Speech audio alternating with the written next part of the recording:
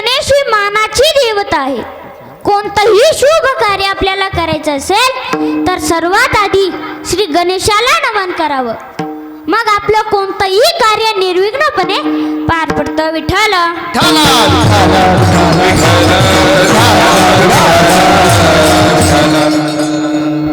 मग गणपतीला शेंदूर का लावतात तुम्हाला माहित आहे का? एक शेंदूर नावाचा राक्षस होऊन गेला. तो देवांना त्रास देणारा शेंदूर नावाचा राक्षस होऊन गेला. त्याला गणपतीने मारले आणि त्याचे रक्त शेंद्रा रंगाचे होते. ते गणपतीच्या अंगावर उडाले आणि तेव्हापासून गणपतीला तो रंग आवडता झाला. गणेशाचे रूप भव्य आहे व त्यांचे वाहन उंदीर आहे. भव्य रूप तुझे उंदीर वाहन नमन चरणा करीतसे. मग गणेशाचे वाहन उंदीरच का? याचे कारण असे आहे की सौभरी नावाचे ऋषी आपल्या पत्नीसोबत आश्रमात राहत होते. ते एक दिवस बाहेर फिरण्यासाठी गेले व एक क्रोंच नावाचा गंधर्व त्या आश्रमात आला व त्याने त्या साध्वीचा हात धरला. तेव्हा ती साध्वी त्याला उपदेश करत होती.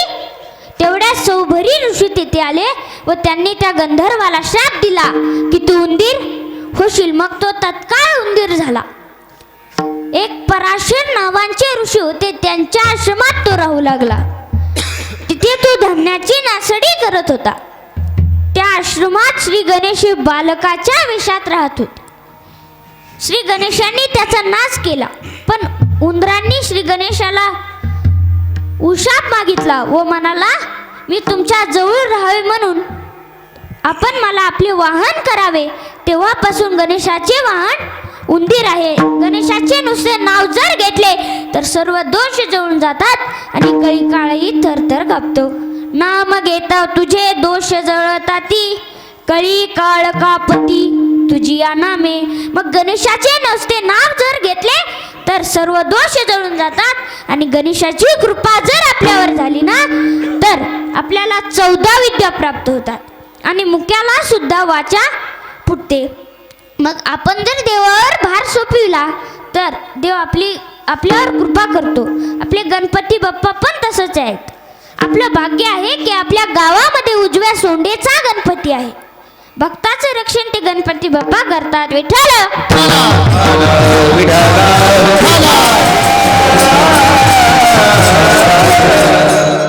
आपण जर मनोभावे देवाची भक्ती केली तर तो चिंतामणी आपली सगळी चिंता दूर करतो. मग तुकोबारायांना फक्त भक्ती आवडते. मग तुकोबाराय म्हणतात तुम्ही या मानवी जीवनात येऊन इंजिनियर कलेक्टर डॉक्टर श्रीमंत कोणीही नाही झाला तरी चालेल पण तुम्ही या जन्मात येऊन भक्त व्हावे असे महाराज म्हणतात. तुकोबारायांना फक्त भक्ती आवडते पण आपल्याला संसार आवडतो, बायको मुली आवडतात.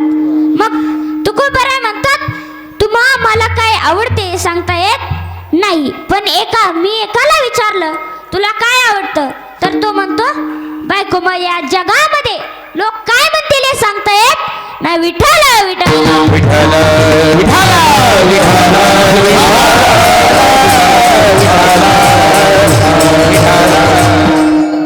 पण देवाला काय आवडतं तर देवाला फक्त भक्ती आवडते. ती भक्ती कशी असावी लागते तर मी तुम्हाला सांगतो. नामदेवराय देवाचे लढीवाळ भक्त होते. नामदेवरायांचे वडील देवाला दररोज नैवेद्य दाखवायचे पण ते एक दिवस काही कामासाठी बाहेर गेले व त्यांनी नामदेवरायांना नैवेद्य दाखवायचं सांगितलं. मग त्यावेळेस नामदेवराय फक्त 5 वर्षांचे होते. तेव्हा नामदेवराय गाभाऱ्यात नैवेद्य घेऊन गेले आणि देवापुढे तो ठेवून देवाला एक तरी घास घ्या म्हणून विनंती करू लागले.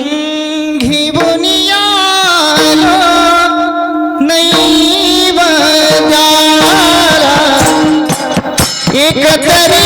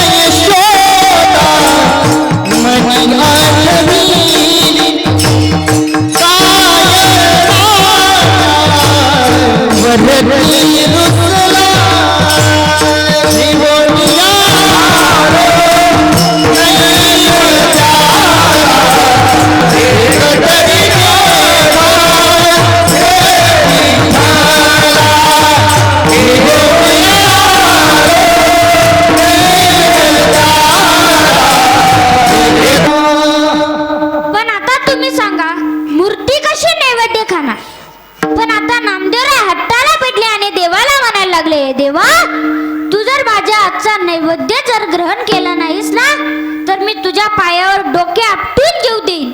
मग देवाला भीती वाटली आणि देवाने तो नैवेद्य ग्रहण केला.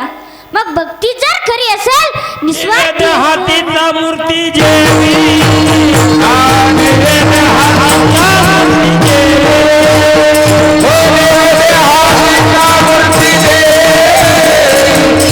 हातीचा मूर्ती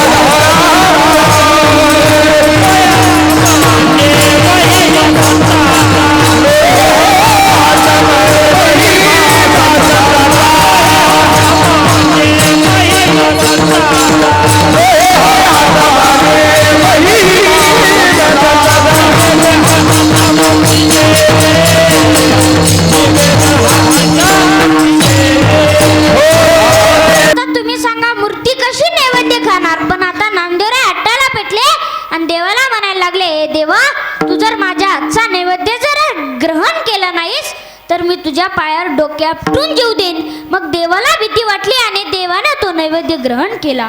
मग भक्ती जर खरी असेल निस्वार्थी असेल तर त्या पुढे देवालाही झुकावं लागतं. देव त्याची लाज धरत नाही. साधा वया भक्ती काज नाही लाज धरिती.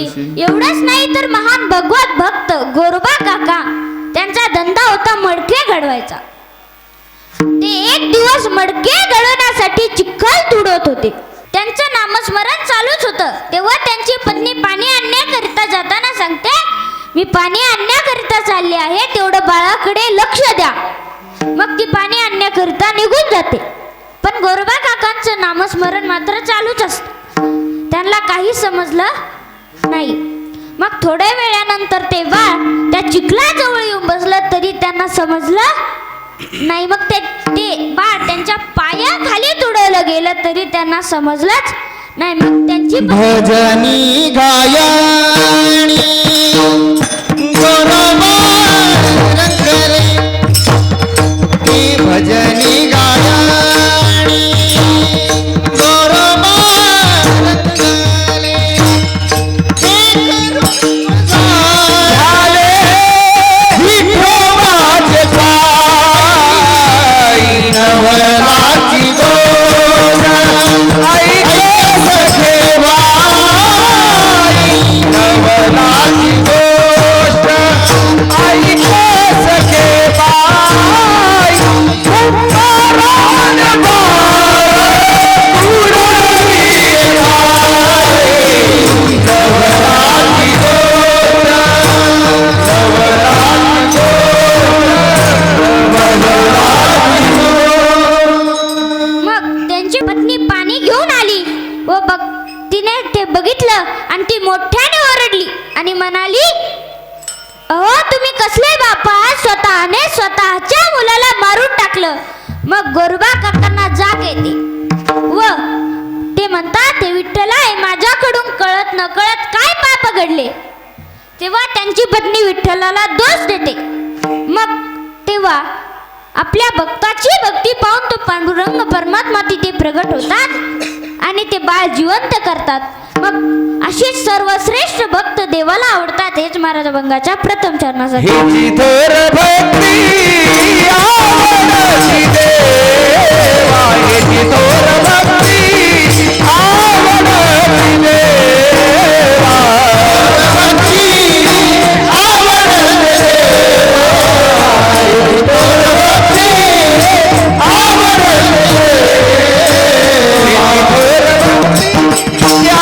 आवडती देवा, हिची थोर भक्ती भक्ती आवडती देवा, भक्ती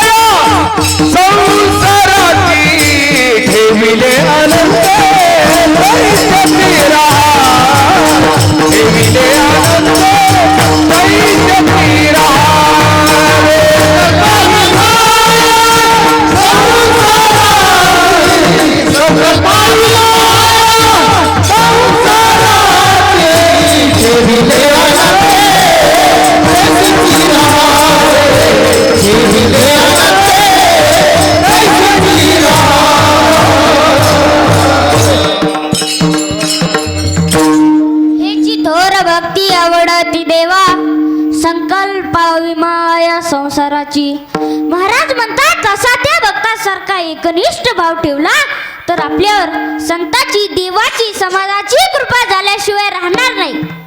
पण तितका शुद्ध भाव आपल्या देवावर राहतच नाही. उलट देवाच्या चोऱ्या होतात, देव चोरीला जातात. काही लोक म्हणतात देव चोरीला जातात तोपर्यंत देव काय झोपला होता का? देव झोपतो का? देव झोपत नाही. देव आपण मूर्तीत पाहतो. मूर्तीत देव आहे हे तर भक्ताचं प्रतीक आहे. तसा तर देव चराचरामध्ये भरलेला आहे. विठ्ठल जळी स्तरी भरला, विठ्ठल जळी स्तरी भरला, रीता धावलाही उरला, आजच्या दृष्टीने पाहिला, विठ्ठल श्री विठ्ठल. जळी स्तरी भरला, रीता धावलाही उरला, आजच्या दृष्टीने पाहिला,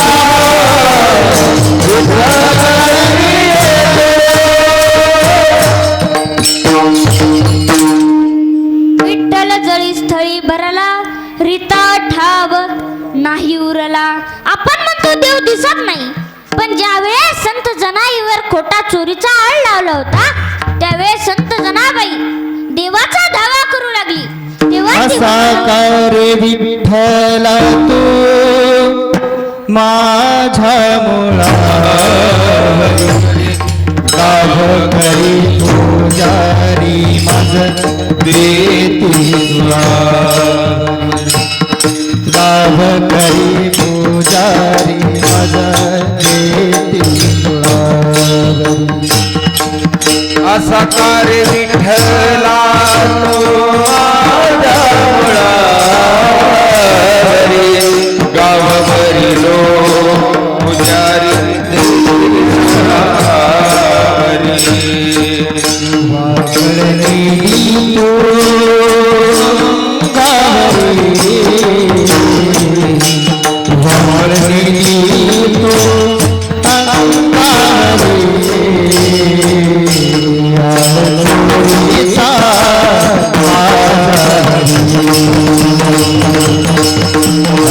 आलोकीचा माझावरी.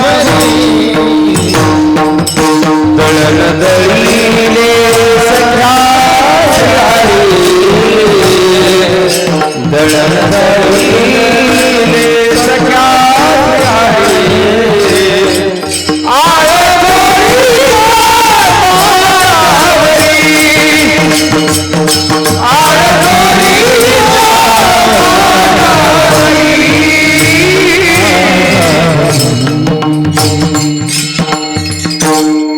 ज्यावेळेस संत जनाबाई देवाचा दावा करू लागली त्यावेळेस ती म्हणू लागली, हे देवा तू रात्री माझ्या घरी आलास, दागिने सोने विसरून गेलास, हे मी कसं आणि कोणाला सांगू? हा जनाबाईचा दावा ऐकून सर्व लोकांसमोर साक्षात पांडुरंग परमात्मा प्रगट होतात आणि जनाबाईची साक्ष म्हणतात. तरी आपण मानायला तयार नाही. देव आहे म्हणून जनाबाईच नाही तर अनेक संतांनी आपल्याला दाखवून दिलं की या जगामध्ये जर आपण देवावर भाव ठेवला तर आपल्यावर आलेलं संकट देव स्वतःवर घेतो. पण आपलं चित्त दुसऱ्याच विषयावर जडल्यामुळे आपल्याला हृदयातला देव दिसत नाही. देवाला फक्त भाव लागतो.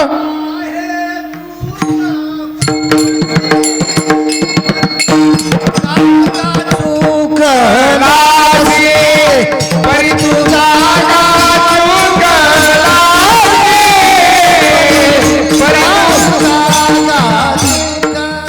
मग चोराने चोरी केली त्याला लगेच शिक्षा होत नाही. त्याला शिक्षा होणार पण काही काळाने होणार. आपण म्हणतो देवाच्या घरी न्याय आहे पण उशिरा, थोडक्यात चांगल्या वाईट कर्माचे ते फळ आहे ते मिळाल्याशिवाय राहत नाही. विठ्ठल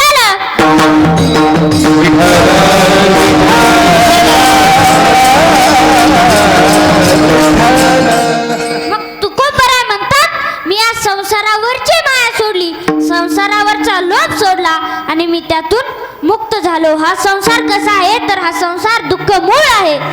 दुःख बांधवाडी आहे हा संसार, दुःख बांधवाडी आहे हा संसार.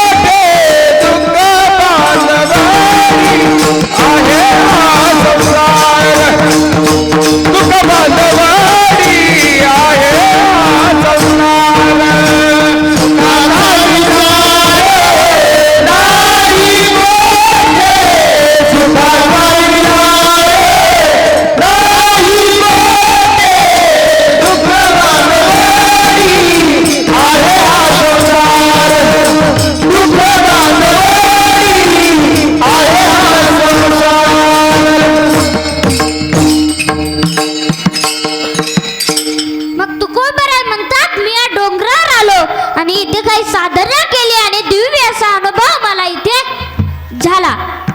तुकोबराय म्हणतात, मी या संसारावरची माया सोडली, संसारावरचा लोभ सोडला, संसारावरचे प्रेम सोडले, संसारावरची आसक्ती सोडली आणि मी त्यातून मुक्त झालो. विठ्ठल विठ्ठल. एक वेळचा प्रसंग आहे, ज्या वेळेस पांडवांचं आणि कौरवांचं युद्ध चालू झालं.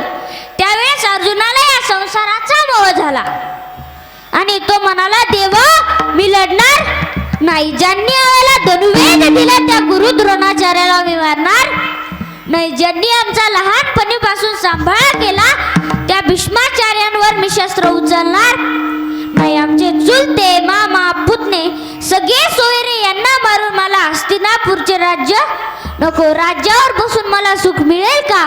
मग अर्जुनाच्या याच प्रश्नाने गीतेचा जन्म झाला. महाराज म्हणतात, गीता अलंकार नाम ज्ञानेश्वरी ब्रह्मानंद लहरी प्रगट केली. मग अर्जुनाचा मोह नष्ट झाला. मग तुम्ही आम्ही पण या संसारात बांधलेले आहोत. जसं एखादं धावणीचं जनावर सोडावं ते दिवसभर रानात चरून रात्री परत घरी येतं, स्वतःला बांधून घेतं, त्याचा मालक त्याला दाव्याने बांधतो. त्याप्रमाणे तुम्ही आम्ही या संसारात बांधलेले आहोत. विठ्ठल विठ्ठल.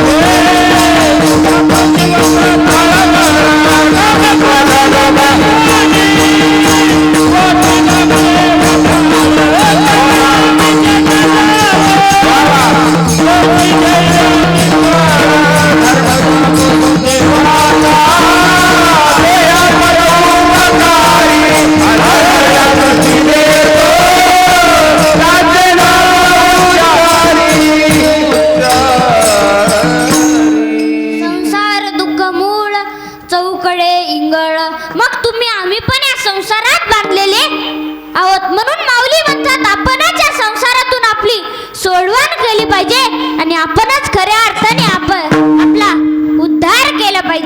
आपुली आपण करा सोडवण संसार बंधन तोडावेगी. मग माऊली म्हणतात, या संसाराच्या मोहातून आपणच आपली सोडवण केली पाहिजे, आपणच खऱ्या अर्थाने आपला उद्धार केला पाहिजे. देवाने संसारामध्ये जसं ठेवलं असेल तसंच राहावे आणि सतत प्रयत्न करीत राहावे. हेच महाराज अभंगाच्या दुसऱ्या चरणात सांगतात.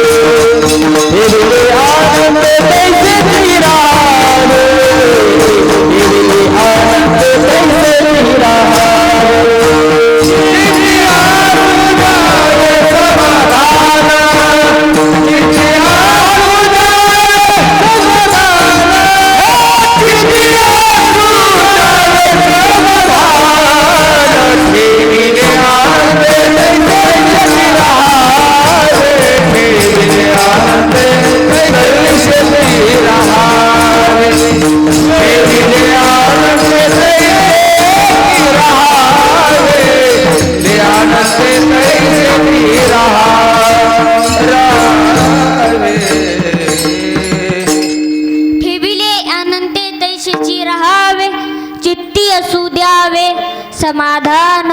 महाराज म्हणतात भक्ती सोडू नको. आहे त्या परिस्थितीत राहा, नाहीतर नुसतं दुःखच आपल्या पदरात पडेल.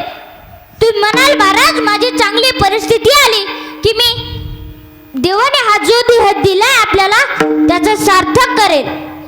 देव दिला देवी दिला देह भजन गोमटा देवी दिला देह भजन गोमटा देवी दिला देह भजन गोमटा देवी दिला देह भजन गोमटा देवी दिला देह भजन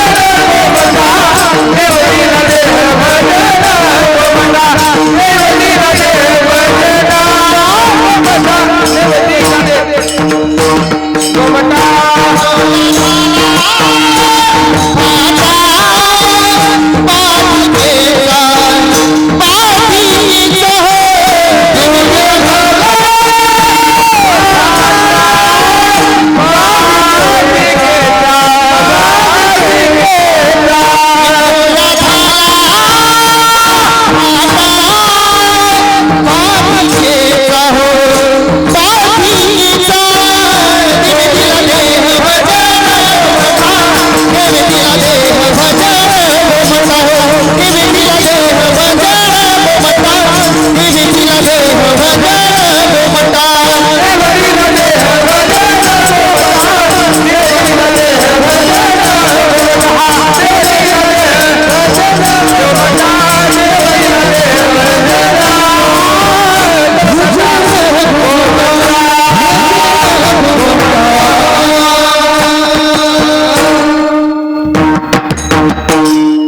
देवी दिला देह भजन गोमटा बाधिकेचा. देवाने हा जो देह आपल्याला दिलाय तो कशासाठी, तर देवाने हा जो देह आपल्याला दिला आहे ना तो भजनासाठी कीर्तनासाठी दिलेला आहे. एक जण मला म्हणाला महाराज मी कामावरून रिटायर झालो की देवाचं भजन करेल. हा इकडे कामातून गेल्यावर इकडे काय देवाची भक्ती करणार. मग तुकोबरा म्हणतात परमार्थ करू करू म्हणायचा नाही, त्याच्यात तातडी करावी लागते. सत्य समागमे धरावी आवडी करावी तातडी परमार्थाची.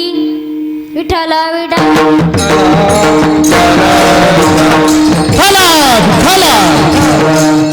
एक लोभी सावकार होता, त्याच्याकडे एवढा पैसा होता पण देवाची पूजा करायची म्हणलं की त्याला जीवावर यायचं. त्याची पत्नी धार्मिक होती, ती त्याला दररोज सांगायची की हे जे आपलं शरीर आहे ना ते निव्वळ विषय भोगण्यासाठी नाही तर याचा परमेश्वराच्या कार्यात याचा उपयोग झाला पाहिजे, ते भजन केले पाहिजे. यातून पंचप्राण कधी निघून जाईल याचा क्षणभरही भरोसा नाही. क्षणभंगूर नाही भरवसा वारे सावध सोडा माया आशा. काही न चले मग गळा पडेल फसा, पुढे हुशार थोर आहे सांगा. मग या जन्मात जर आपण देवाची भक्ती केली नाही ना याचा या जीवनाचा क्षणभरही भरोसा क्या भरोसा इस जिंदगी का, अपनी बातें नहीं है किसी का. क्या भरोसा इस जिंदगी का, अपनी बातें नहीं है किसी का. क्या भरोसा इस जिंदगी का, साथ देती नहीं वो किसी का. क्या भरोसा इस जिंदगी का,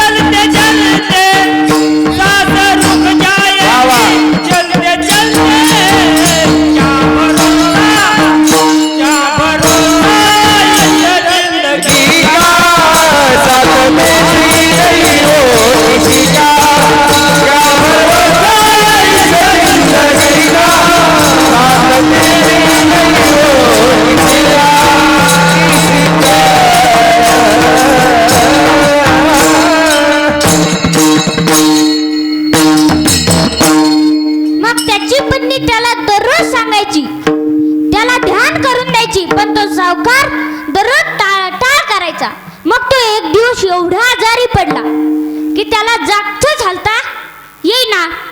मग तो त्याच्या पत्नीला म्हणाला लवकर डॉक्टरला घेऊन ये. तेव्हा त्याची पत्नी डॉक्टरला घेऊन आली. डॉक्टरने तपासला आणि गोळ्या औषधं दिल्या. त्याच्या पत्नीने त्या घेतल्या आणि ठेवून दिल्या. मग तो म्हणाला मला गोळ्या औषधं दे ना. तेव्हा ती म्हणाली एवढी काय घाई झाली, आज नाही तर उद्या मी देणारच आहे ना. तेव्हा तो सावकार रागाने म्हणाला आता माझी मरायची वेळ झाली आणि तू उद्या देणार म्हणते. तेव्हा ती त्याला म्हणाली ओ स्वामी मी तुम्हाला दररोज म्हणते की देवाचं भजन करा. मग त्या सावकाराला जशी औषधं घेण्याची तातडी झाली होती ना त्याप्रमाणे आपण परमार्थाची तातडी करावी आणि त्यात बहुरोग बिमारी घालावी.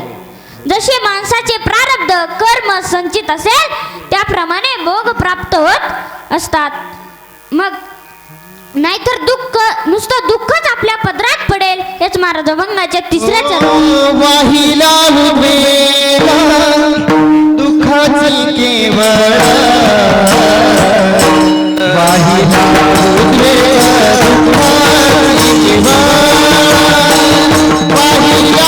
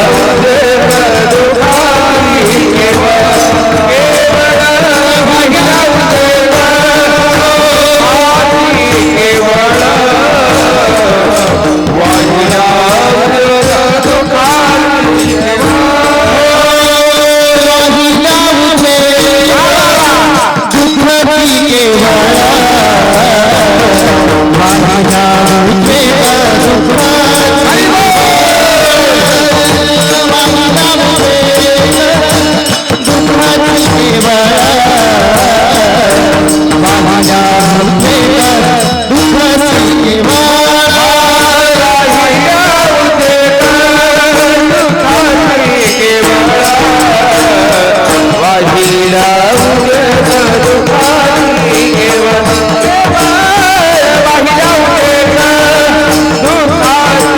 केवळ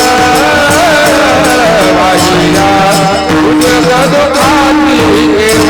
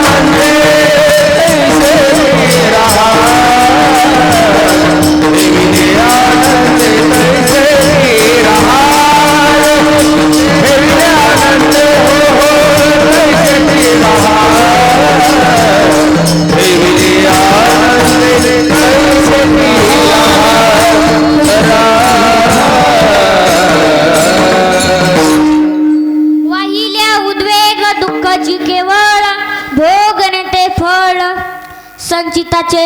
मग देवाने जसं ठेवलं असेल तसंच राहावे आणि सतत प्रयत्न करीत राहावे. जसे माणसाच्या प्रारब्धात कर्मात लिहिले असेल ना जे संचितात लिहिले आहे ते कधीच चुकत नाही. जे प्रारब्ध क्रियामान संचिताचा भोग प्रारब्ध क्रियामान संचिताचा भोग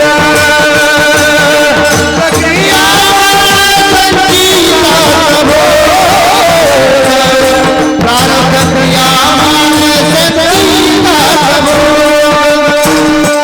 भोगी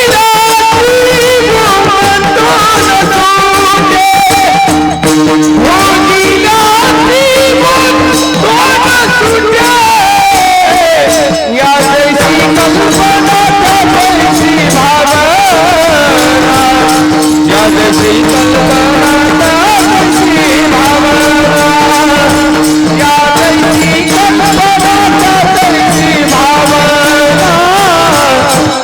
जशी कल्पना तैसी भाव या जशी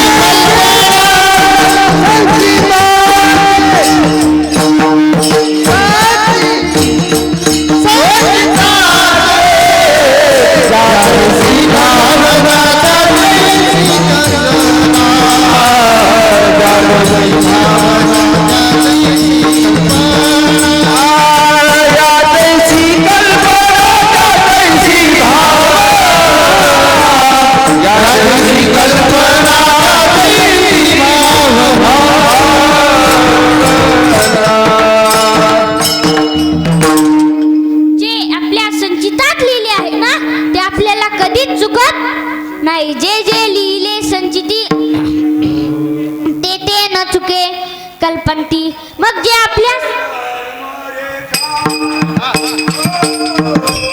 आपल्या संचितात लिहिले आहे ते आपल्याला मिळणारच. त्यासाठी एक दृष्टांत सांगतो विठ्ठल.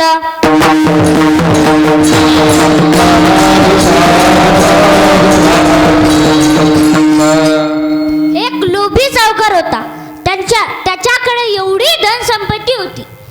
त्याने एक दिवस आपल्या जवळ सारं धन एका पिशवीत बांधून ठेवलं आणि त्या गावात एक पडका किल्ला होता. त्या किल्ल्याच्या भिंतीला मोठं होल पाडून त्याने त्या भिंतीत ते सारं धन ठेवलं आणि त्याला ओळखता यावं म्हणून तिथे एक खुटी ठोकली. आणि गावात जाऊन सगळ्या लोकांना तो सांगत होता की त्या पडक्या किल्ल्याच्या भिंतीत भूत आहे, तिथे कोणी जायचं नाही. मग तेवढ्यात एक माणूस तिथे आत्महत्या करण्यासाठी गेला होता. त्याला माहीतच नव्हतं. मग आता त्याला आत्महत्या करायची होती. मग त्याला कशाचं भूताचं भेव वाटणार. मग त्याला ती खुटी दिसली आणि खाली दावा पडलेलं होतं. त्याने ते घेतलं आणि त्या खुटीला अडकवलं आणि गळ्याला फास लावला. मग त्याच्या वजने ते सगळंच त्याच्या अंगावर पडलं आणि तो आश्चर्यचकित झाला आणि तो त्या धनाला घेऊन लांबून आपल्या घरी गेला. तो सावकार आपल्या धनाला दररोज पाहायला यायचा. पण त्या दिवशी पाहिलं तर तो हताश होऊन खाली बसला आणि परत उठला आणि ती कुठे दुसरीकडे ठोकली आणि स्वतःनेच फास घेतला. मग जो आपला जीव द्यायला गेला होता त्याचा जीव वाचला आणि जो पाहायला गेला होता त्याचा जीव गेला. मग ज्याचं होतं त्याचं गेलं आणि ज्याचं नव्हतं त्याला मिळालं. याला शास्त्रात प्रारब्ध संचित असं म्हणतात. तुमच्या प्रारब्धात असेल तर तुम्ही गरिबाचे श्रीमंत व्हाल विठ्ठल.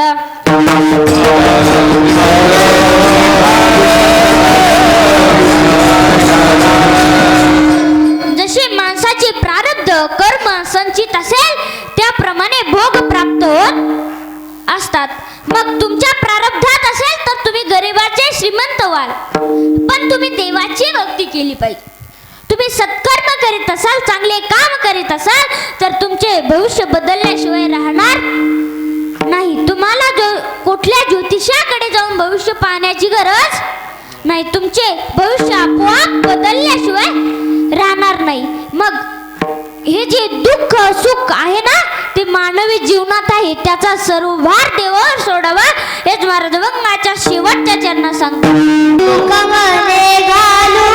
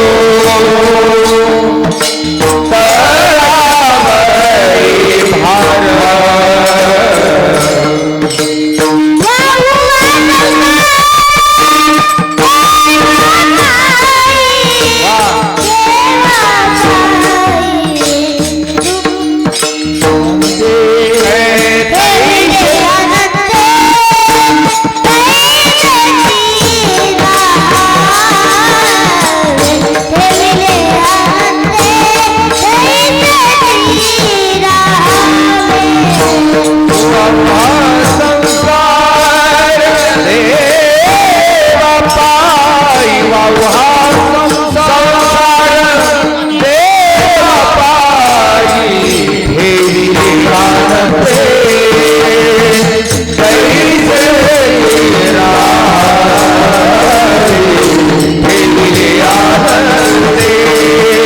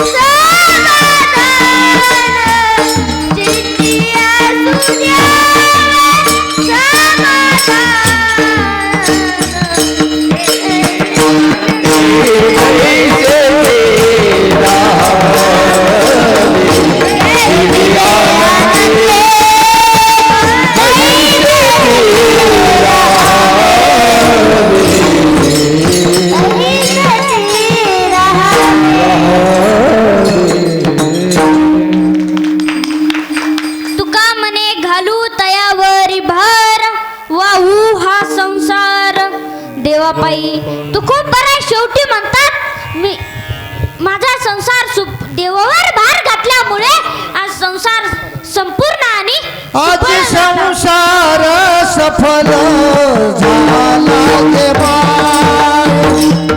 आज संसार सफल झाला देवा अजी संसार सफल झाला देवा अजी संसार सफल झाला देवा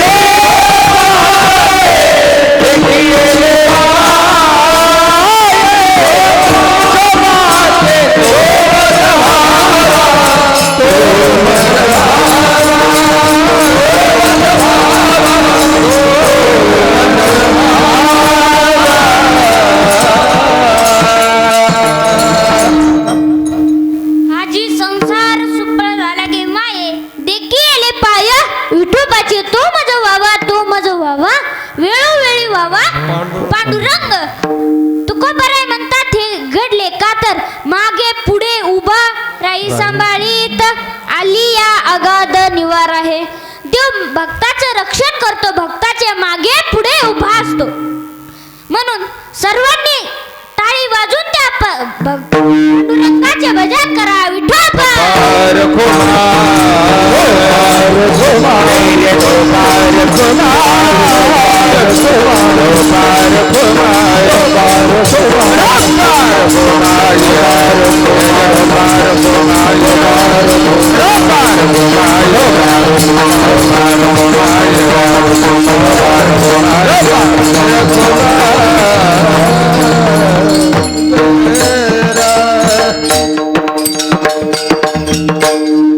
देव भक्ताच्या मागे पुढे उभा असतो. देव भक्ताचे रक्षण करतो. एकदा एका नदीला पूर आला आणि सर्व गाव ते वाहून गेलं. मग एकदा 4-5 जण विठ्ठल विठ्ठल एकदा 4-5 जण काठावर बसले होते, नदीच्या काठावर बसले होते. एकदा एक नदीत अस्वल वाहत येत होतं. एकाला वाटलं ती गोधडी आहे म्हणून ते पोहत आणण्याकरिता गेलं आणि गोधडी म्हणून त्या अस्वलास त्याने धरलं आणि त्या अस्वलाने त्याला मिठी मारली. मग तो पाण्यात बुडायला लागला. मग तो मोठमोठ्याने ओरडू लागला. तेव्हा काठावरचे म्हणले, गोधडी सोडून दे. तेव्हा तुम्हाला मी सोडतो, पण ती मला सोडत नाही. एकदा अस्वलाने मिठी मारल्यावर ते सोडत नाही, तसे एकदा संसाराला मिठी मारल्यावर तो मरेपर्यंत संसार आपल्याला सोडत नाही. माणसे स्वार्थाचा संसार करतात म्हणून त्यांना संसारात राहून परमार्थ करता येत नाही. विठ्ठल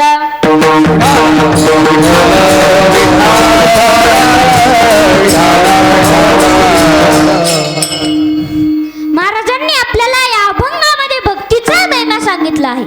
जो माझ्या अल्पबुद्धीला अभंगाचा अर्थ कळला तो तुमच्या समोर मांडण्याचा प्रयत्न केला.